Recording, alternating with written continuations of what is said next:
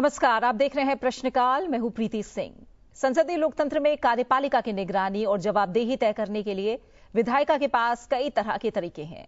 इनमें प्रश्नकाल सबसे महत्वपूर्ण है। संसद के दोनों सदनों में प्रश्नकाल की कार्यवाही के दौरान विभिन्न विषयों से जुड़े सवाल पूछे जाते हैं, जिसका जवाब संबंधित मंत्रालयों की ओर से दिया जाता है।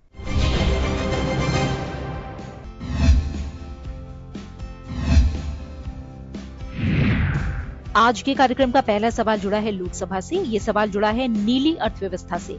इस सवाल को पूछा है लोकसभा सांसद टीआर बालू ने।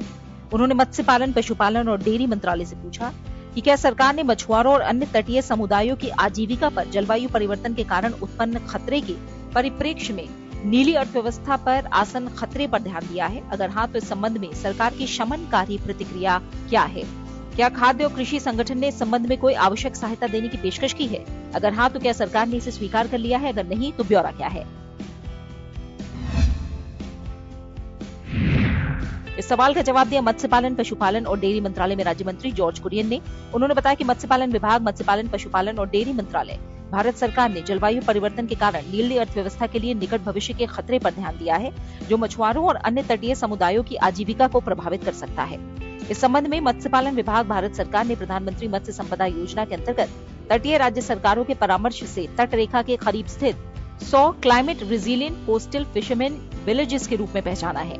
PMMSY के अंतर्गत पहचाने गए कोस्टल फिशरमैन विलेजेस को प्रोत्साहित की जाने वाली गतिविधियां आवश्यकता आधारित सुविधाएं हैं, जिनमें फिश ड्राइंग यार्ड, मत्स्य प्रसंस्करण केंद्र, fish markets, fishing jetty, ice plants, cold storage और आपातकालीन बचाव सुविधाओं जैसी सामान्य सुविधाओं का विकास शामिल है। सरकार मत्स्य पालन विभाग भारत सरकार की योजनाओं के माध्यम से क्लाइमेट रेजिलिएंट आजीविका को भी बढ़ावा दे रही है, जैसे कि जलीय कृषि, विशेष रूप से समुद्री शैवाल, खाद्य और ऑर्नामेंटल फिश, बाइवॉल्व की जलीय कृषि भी इसमें शामिल है। इसके अलावा मत्स्य प्रतिबंध, मध्य अवधि के दौरान सामाजिक आर्थिक रूप से पिछड़े सक्रिय पारंपरिक मछुआरों के परिवारों के लिए आजीविका और पोषण सहायता और मछुआरों को बीमा कवर भी PMMSY योजना के अंतर्गत प्रदान किया जाता है। इसके अतिरिक्त ICAR मात्स्यिकी अनुसंधान संस्थान भारत सरकार के वित्त पोषण सहायता के साथ चल रहे अनुसंधान, प्रौद्योगिकी विकास और क्षमता निर्माण कार्यक्रमों के माध्यम से अंतर्देशीय और समुद्री जलीय कृषि गतिविधियों को बढ़ावा देने में योगदान दे रहे हैं। मत्स्य पालन विभाग भारत सरकार को इस संबंध में खाद्य कृषि संगठन, फूड एंड एग्रीकल्चर ऑर्गेनाइजेशन से कोई सहायता नहीं मिली है। हालांकि समुद्री प्लास्टिक प्रदूषण, विशेष रूप से फिशिंग और मरीन सेक्टर से होने वाले प्रदूषण को साफ करने के लिए मत्स्य पालन विभाग, भारत सरकार, ग्लोलेटर पार्टनरशिप प्रोजेक्ट और रेगुलेटर प्रोजेक्ट जैसे वैश्विक और क्षेत्रीय प्रयासों में सक्रिय रूप से शामिल रहा है और इन दोनों को अंतर्राष्ट्रीय समुद्री संगठन, संयुक्त राष्ट्र के खाद्य और कृषि संगठन द्वारा संयुक्त रूप से कार्यान्वित किया जाता है। ये परियोजनाएं समुद्र आधारित स्रोतों से मरीन प्लास्टिक लिटर को रोकने और कम करने पर ध्यान केंद्रित करती हैं, जिसमें परित्यक्त, खोए हुए या त्यागे गए फिशिंग गियर और जहाजों से निकलने वाले कचरे के निपटान पर जोर दिया जाता है। ग्लोबल एनवायरमेंट फैसिलिटी और नॉराड द्वारा सदस्य देशों से सह वित्त पोषण के साथ bay of Bengal large marine ecosystem परियोजना को FAO द्वारा क्षेत्रीय संगठनों जैसे bay of Bengal intergovernmental organisation के साथ साझेदारी में भारत सहित सदस्य देशों में कार्यान्वित किया जा रहा है।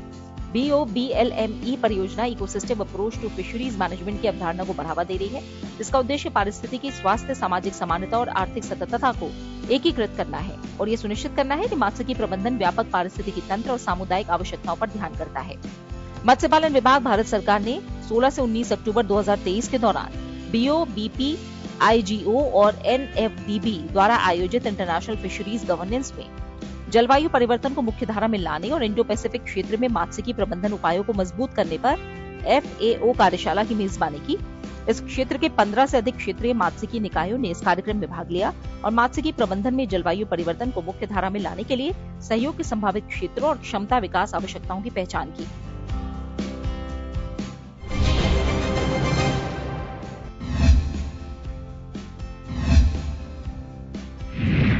आज के कार्यक्रम का अगला सवाल जुड़ा है ई-कॉमर्स प्लेटफॉर्म से। इस सवाल को पूछा है लोकसभा सांसद जी कुमार नायक ने।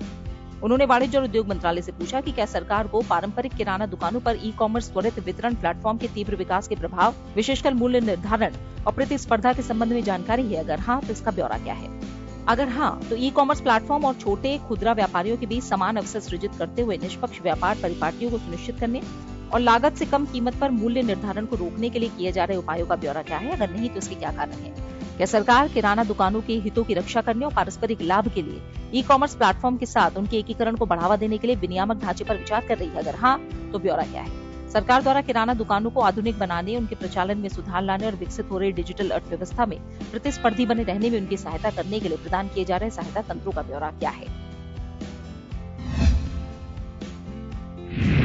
इस सवाल का जवाब दिया वाणिज्य और उद्योग मंत्रालय में राज्य मंत्री जितेंद्र प्रसाद ने। अपने जवाब में उन्होंने बताया कि उत्पादों का मूल्य निर्धारण और उन पर छूट देना व्यवसायिक निर्णय है जो बाजार की शक्तियों द्वारा संचालित होते हैं। हालांकि किसी प्रभुत्व वाले उद्यम या समूह द्वारा अनुचित अथवा भेदभावपूर्ण मूल्य तय करना प्रतिस्पर्धा अधिनियम 2002 की धारा 4 के प्रावधानों के तहत प्रतिबंधित है। इस अधिनियम के तहत स्थापित भारतीय प्रतिस्पर्धा आयोग प्रतिस्पर्धा रोधी पद्धतियों से संबंधित मामलों का निर्णय करता है, जिसमें अन्य बातों के साथ ही किसी पीड़ित पक्ष द्वारा की गई शिकायत के आधार पर अनुचित रूप से कम मूल्य निर्धारण का विषय शामिल होता है। जब भी मौजूदा कानूनों की विसंगतियां और उल्लंघन की जानकारी सरकार के संज्ञान में लाई जाती है, उन पर कार्रवाई की जाती है। इसके साथ ही ई कॉमर्स और खुदरा क्षेत्र संबंधी FDI नीति में स्थानीय व्यावसायिक हितों को सुरक्षित रखने के लिए सरकार के इरादे को दर्शाती है। ई कॉमर्स संबंधी FDI नीति का पैरा 5.2 15.2 DPIIT द्वारा जारी 26 दिसंबर 2018 के प्रेस नोट 2 के जरिए यथा संशोधित ई कॉमर्स के माल सूची आधारित मॉडल में FDI पर रोक लगाता है, जहां वस्तुओं और सेवाओं की माल सूची में ई कॉमर्स कंपनी का स्वामित्व हो और सीधा उपभोक्ताओं को बेचा जा रहा हो। स्थानीय व्यवसायिक हितों की रक्षा करने और बढ़ावा देने के लिए सिंगल ब्रांड खुदरा व्यापार संबंधी FDI नीति ये अधिदेश देती है कि 51% से अधिक के विदेशी निवेश के लिए खरीदी गई वस्तुओं के मूल्य के 30% की खरीद भारत से की जानी चाहिए, जिसमें विभिन्न क्षेत्रों के सूक्ष्म, लघु और मध्यम उद्यम, ग्राम और कुटीर उद्योगों, कारीगरों और शिल्पकारों को प्राथमिकता दी जानी चाहिए। इसी तरह मल्टी ब्रांड खुदरा व्यापार संबंधी FDI नीति किसी क्षेत्र में FDI के लाभों के परिणाम स्वरूप उसी अनुपात में उत्पादन पूर्व और उत्पादन पश्चात चरणों में निवेश में वृद्धि सुनिश्चित करने के लिए कई शर्तों का उल्लेख करती है। इसके अलावा भारतीय कंपनियों के अवसरवादी कब्जे या अधिग्रहण को रोकने के लिए प्रेस नोट 3 के जरिए FDI नीति में संशोधन किए गए थे। इन संशोधनों के अनुसार इस मामले में जिसमें कंपनी ऐसे देश की है जिसकी भू सीमाएं भारत से मिलती हैं, या भारत में निवेश करने वाला लाभार्थी स्वामी ऐसे देश में स्थित है, या ऐसे किसी देश का नागरिक है, तो निवेश केवल सरकारी अनुमोदन मार्ग के तहत किया जा सकता है। सरकार छोटे खुदरा व्यापारियों और पारंपरिक किराना स्टोरों के हितों की रक्षा, स्थानीय व्यवसाय के हितों की सुरक्षा और निष्पक्ष प्रतिस्पर्धा को बढ़ावा देने पर फोकस कर रही है। निष्पक्ष व्यापार पद्धतियों और प्रतिस्पर्धा के समान अवसर उपलब्ध कराने और ई कॉमर्स प्लेटफॉर्म द्वारा प्रतिस्पर्धा रोधी पद्धतियों के विरुद्ध कार्रवाई किया जाना सुनिश्चित करने के लिए अधिनियमों, नियमों और नीतियों के रूप में विभिन्न उपाय किए गए हैं। ई कॉमर्स क्षेत्र पर लागू कुछ अधिनियमों में उपभोक्ता संरक्षण अधिनियम 2019, उपभोक्ता संरक्षण नियम 2020, प्रतिस्पर्धा अधिनियम 2002, केंद्रीय माल और सेवा कर अधिनियम 2017, सूचना प्रौद्योगिकी अधिनियम 2000, संदाय और निपटान प्रणाली अधिनियम 2007, आयकर अधिनियम 1961, कंपनी अधिनियम 2013, प्रतिलिप्याधिकार अधिनियम 1957 शामिल है। FDI नीति और विदेशी मुद्रा प्रबंधन अधिनियम 1999 में ई कॉमर्स क्षेत्र में प्रत्यक्ष विदेशी निवेश से संबंधित प्रावधान निहित है। प्रतिस्पर्धा अधिनियम 2002 ने भारतीय प्रतिस्पर्धा आयोग को भारत में प्रतिस्पर्धा पर प्रतिकूल प्रभाव डालने वाली पद्धतियों को रोकने, बाजार में प्रतिस्पर्धा को बढ़ावा देने और उसे बनाए रखने, उपभोक्ताओं के हितों की रक्षा करने और बाजार में अन्य भागीदारों द्वारा व्यापार करने की स्वतंत्रता सुनिश्चित करने का अधिदेश दिया है। CCI अर्थव्यवस्था के सभी क्षेत्रों में उद्यमों द्वारा प्रतिस्पर्धा रोधी समझौतों और प्रभुत्व का दुरुपयोग करने से संबंधित मामले देखता है। पहले से मौजूद व्यापक विधायी फ्रेमवर्क के अलावा उद्योग संवर्धन और आंतरिक व्यापार विभाग ने open network for digital commerce की अग्रगामी पहल भी शुरू की है। इस पहल का उद्देश्य डिजिटल या इलेक्ट्रॉनिक नेटवर्क पर वस्तुओं और सेवाओं के आदान प्रदान से जुड़े सभी पहलुओं के लिए ओपन नेटवर्क को बढ़ावा देना है। ONDC प्रोटोकॉल कैटलॉगिंग, इन्वेंट्री प्रबंधन, ऑर्डर प्रबंधन और ऑर्डर पूरा करने जैसे प्रचालनों को मानकीकृत करता है। इस तरह छोटे और मध्यम आकार के व्यवसाय विशेष प्लेटफॉर्म केंद्रित नीतियों द्वारा शासित होने के बजाय किसी भी ONDC अनुकूल एप्लीकेशन का इस्तेमाल कर सकते हैं। यूनियन नेटवर्क पर खोजे जाने और व्यवसाय करने के अनेक विकल्प उपलब्ध कराता है। ये ऐसे व्यापारियों द्वारा डिजिटल माध्यमों को आसानी से अपनाने को भी प्रोत्साहित करता है जो वर्तमान में डिजिटल कॉमर्स नेटवर्क पर नहीं है।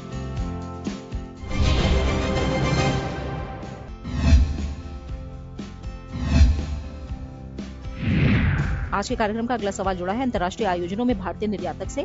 इस सवाल को पूछा है लोकसभा सांसद तापिर गाव ने। उन्होंने वस्त्र मंत्रालय से पूछा कि मंत्रालय किस तरह यह सुनिश्चित करता है कि हेम टेक्सटाइल जैसे अंतर्राष्ट्रीय आयोजनों में भाग लेने वाले भारतीय निर्यातकों को वैश्विक स्तर पर उपस्थिति का लाभ प्राप्त हो। क्या भारत और जर्मनी की टेक्सटाइल मशीनरी कंपनियों के बीच मौजूदा सहयोग या समझौता ज्ञापन बेंचमार्क के रूप में काम कर सकते हैं? अगर हाँ, तो इसका ब्यौरा क्या है? इस सवाल का जवाब दिया वस्त्र मंत्रालय में राज्य मंत्री पवित्र मार्गरेटा ने। अपने जवाब में उन्होंने बताया कि सरकार राष्ट्रीय और अंतर्राष्ट्रीय स्तर पर व्यापार मेलों, प्रदर्शनियों, क्रेता विक्रेता बैठकों और आयोजनों और उनमें भाग लेने के लिए वाणिज्य विभाग द्वारा कार्यान्वित बाजार पहुंच पहल योजना के अंतर्गत विभिन्न निर्यात संवर्धन परिषदों और व्यापार निकायों को वित्तीय सहायता प्रदान करती है, ताकि भारतीय प्रदर्शकों को वैश्विक प्रदर्शन का लाभ मिल सके। MAI योजना के अंतर्गत विदेशों में मेलों, प्रदर्शनियों, क्रेता विक्रेता बैठकों का आयोजन, भागीदारी के लिए व्यय के प्रमुख पात्र मदें भी उन्होंने साझा की हैं, जिनमें आयोजन स्थल की लागत, जिसमें भागीदारी शुल्क, फीस और आयोजन व्यय शामिल है।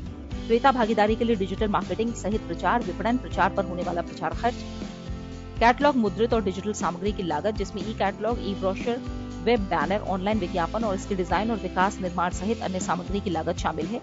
अनुवाद और दुभाषियों के लिए शुल्क, वस्तुओं की माल ढुलाई शुल्क पर व्यय, पिछले वित्तीय वर्ष में 50 करोड़ रुपए से कम निर्यात के FOB मूल्य वाली निर्यातक कंपनियों के हवाई किराए की प्रतिपूर्ति, अधिकार प्राप्त समिति द्वारा अनुशोधित कोई अन्य विशिष्ट घटक।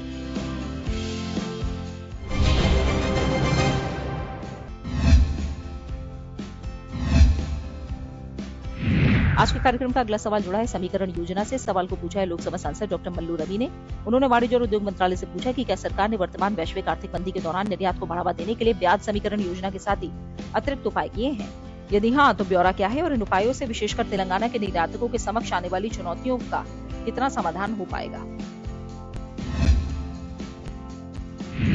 इस सवाल का जवाब दिया वाणिज्य और उद्योग मंत्रालय में राज्य मंत्री जितेंद्र प्रसाद ने। अपने जवाब में उन्होंने बताया कि भारत सरकार ने घरेलू क्षमताओं को बढ़ाने, निर्यात को बढ़ावा देने, आपूर्ति श्रृंखलाओं में विविधता लाने, आयात के वैकल्पिक स्रोतों की खोज करने और आर्थिक लचीलापन बढ़ाने के उद्देश्य से विभिन्न सक्रिय उपाय किए हैं।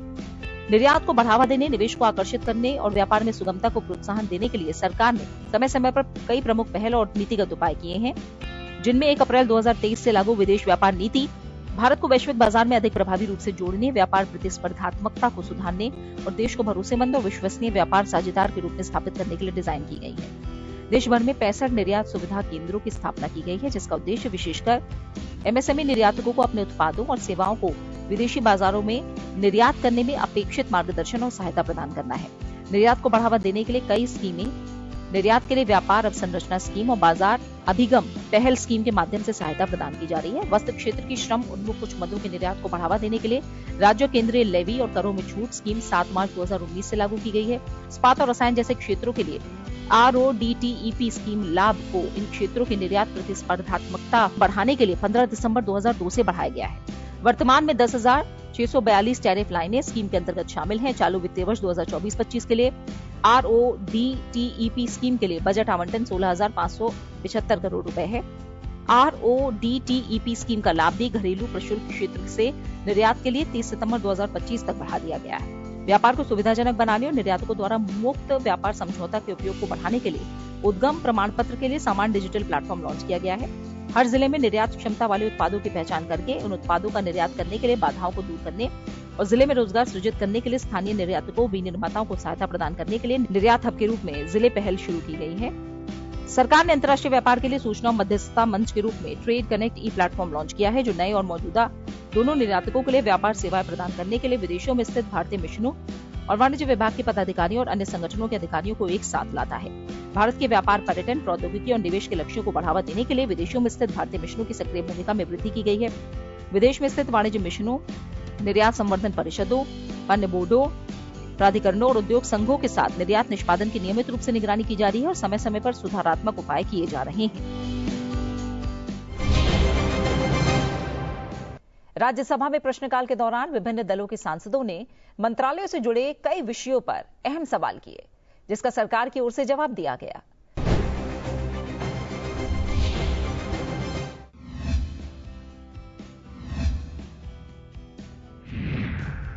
कार्यक्रम के इस हिस्से में सवाल राज्यसभा से जुड़े हुए। ये सवाल जुड़ा है भारत में हरित समुद्री परिवर्तन की प्रगति से। इस सवाल को पूछा है राज्यसभा सांसद डॉक्टर कल्पना सैनी और बाबूराम निषाद ने। इन सांसदों ने पत्तन पोत परिवहन और जलमार्ग मंत्रालय से पूछा कि भारत की हरित समुद्री परिवर्तन प्रगति पर नजर रखने और सार्वजनिक रूप से रिपोर्ट करने के लिए कौन कौन से तंत्र उपलब्ध हैं। क्या सरकार द्वारा समुद्री श्रमिकों को हरित नौवहन प्रौद्योगिकियों में प्रशिक्षित करने के लिए कोई विशेष प्रशिक्षण कार्यक्रम संचालित किए जा रहे हैं? अगर हाँ, तो ब्यौरा क्या है? क्या सरकार ने अमृतकाल विजन 2047 के अनुरूप भारत के समुद्री क्षेत्र के लिए कोई विशिष्ट कार्बन उत्सर्जन कटौती लक्ष्य निर्धारित किए हैं? अगर हाँ, तो ब्यौरा क्या है? इस सवाल का जवाब पत्तन, पोत परिवहन और जलमार्ग मंत्री सर्बानंद सोनोवाल ने दिया। अपने जवाब में उन्होंने बताया कि पत्तन, पोत परिवहन और जलमार्ग मंत्रालय ने मई 2023 में महापत्तनों के लिए हरित सागर, हरित पत्तन दिशा निर्देश जारी किए हैं।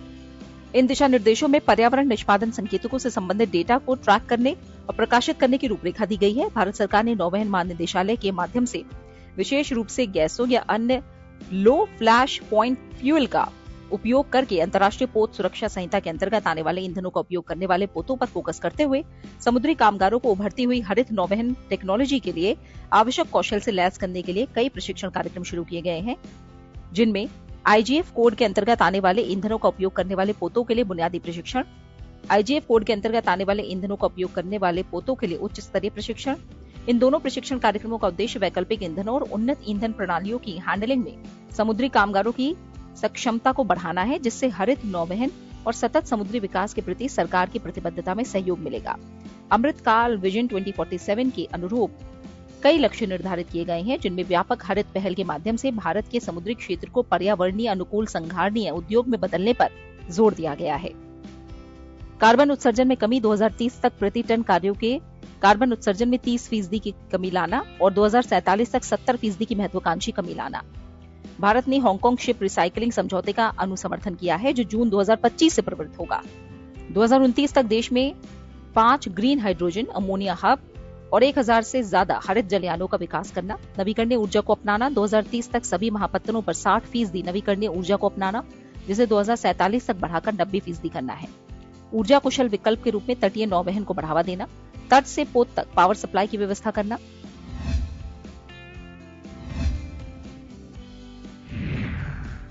आज के कार्यक्रम में अगला सवाल जुड़ा है हरित ऊर्जा से। सवाल को पूछा है राज्यसभा सांसद समीरुल इस्लाम ने। उन्होंने नवीन और नवीकरणीय ऊर्जा मंत्रालय से पूछा कि देश में हरित ऊर्जा उत्पादन के लिए कितने नए संयंत्र स्थापित किए गए हैं। सरकार ने इस वित्तीय वर्ष में नवीकरणीय ऊर्जा परियोजनाओं के लिए कितनी धनराशि आवंटित की है। इस सवाल का जवाब दिया नवीन और नवीकरणीय ऊर्जा मंत्रालय में राज्य मंत्री श्रीपद येसो नाइक ने। अपने जवाब में उन्होंने बताया कि नवीन और नवीकरणीय ऊर्जा मंत्रालय 2030 तक 500 गीगावाट गैर जीवाश्म विद्युत स्थापित क्षमता प्राप्त करने की दिशा में काम कर रहा है। मंत्रालय देश में अक्षय ऊर्जा क्षमता को बढ़ावा देने और उसमें तेजी लाने के लिए कई योजनाओं कार्यक्रमों को क्रियान्वित कर रहा है। 2024-25, जिसमें अप्रैल 2024 से फरवरी 2025 तक का आंकड़ा है, इस दौरान कुल 24.10 गीगावाट अक्षय ऊर्जा क्षमता जोड़ी गई है, जिसमें 20.75 गीगावाट सौर विद्युत, 2.70 गीगावाट पवन विद्युत, 0.51 गीगावाट जैव विद्युत और 0.14 गीगावाट जल विद्युत शामिल है। नवीन और नवीकरणीय ऊर्जा मंत्रालय की अक्षय ऊर्जा योजनाओं कार्यक्रमों के लिए वर्ष 2024-25 के दौरान बजटीय आवंटन, जिसमें संशोधित अनुमान है, 16.868 करोड़ रुपए है। साथ ही अपने जवाब में मंत्रालय की तरफ से अक्षय ऊर्जा योजनाओं और कार्यक्रमों का विवरण भी पेश किया गया, जिनमें 40,000 मेगावाट क्षमता की स्थापना के लक्ष्य के साथ सौर पार्कों और अल्ट्रा मेगा सौर विद्युत परियोजनाओं के विकास के लिए योजना।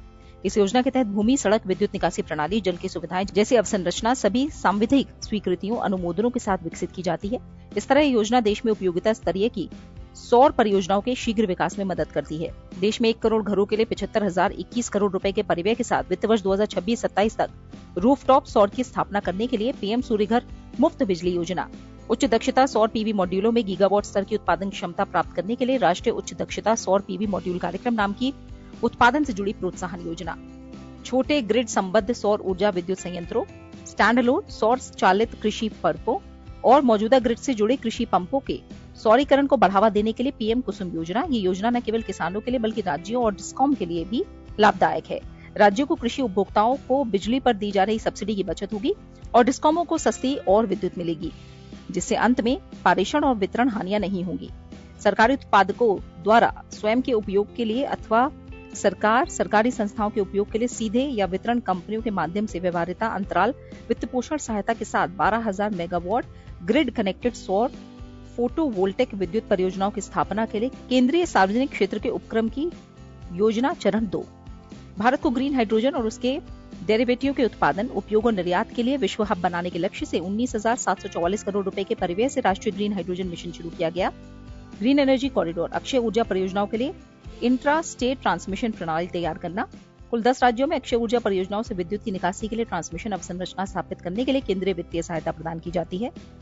8 राज्यों में इंट्रा स्टेट ट्रांसमिशन प्रणाली ग्रीन एनर्जी कॉरिडोर चरण 1, ग्रीन एनर्जी कॉरिडोर चरण 2, 7 राज्यों में इंट्रा स्टेट ट्रांसमिशन प्रणाली, लद्दाख में 13 गीगावाट अक्षय ऊर्जा परियोजनाओं के लिए इंटर स्टेट ट्रांसमिशन प्रणाली, 1 गीगावाट अपतटीय पवन ऊर्जा परियोजनाओं जिसमें गुजरात और तमिलनाडु प्रत्येक के अपतट पर 500 मेगावाट की स्थापना और चालू करने के लिए अपतटीय पवन ऊर्जा परियोजनाओं और अपतटीय पवन ऊर्जा परियोजनाओं के लिए लॉजिस्टिक्स आवश्यकताओं को भी पूरा करने के लिए दोनों बंदरगाहों के उन्नयन के लिए व्यवहार्यता अंतराल वित्त पोषण योजना, जैव ऊर्जा कार्यक्रम, अपशिष्ट से ऊर्जा कार्यक्रम, शहरी औद्योगिक और कृषि अवशिष्ट से ऊर्जा संबंधी कार्यक्रम, बायोमास कार्यक्रम, ब्रिकेट्स और पैलेट्स के निर्माण में सहायता और उद्योगों में बायोमास आधारित सह उत्पादन को बढ़ावा देने के लिए योजना, बायोगैस कार्यक्रम, पारिवारिक प्रकार के बायोगैस संयंत्रों को बढ़ावा देने के लिए, अक्षय ऊर्जा अनुसंधान और प्रौद्योगिकी विकास कार्यक्रम, अल्पकालिक प्रशिक्षण और कौशल विकास कार्यक्रम, फेलोशिप, इंटर्नशिप, अक्षय ऊर्जा के लिए लैब अपग्रेडेशन के लिए सहायता और अक्षय ऊर्जा चेयर जैसे घटकों के साथ मानव संसाधन विकास योजना,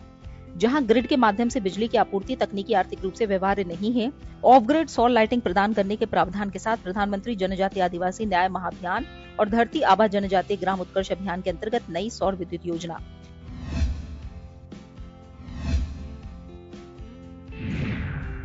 आज के कार्यक्रम का अगला सवाल जुड़ा है गर्भाशय ग्रीवा के कैंसर की जांच से। सवाल को पूछा है राज्यसभा सांसद डॉक्टर एम तंबीदुरई ने।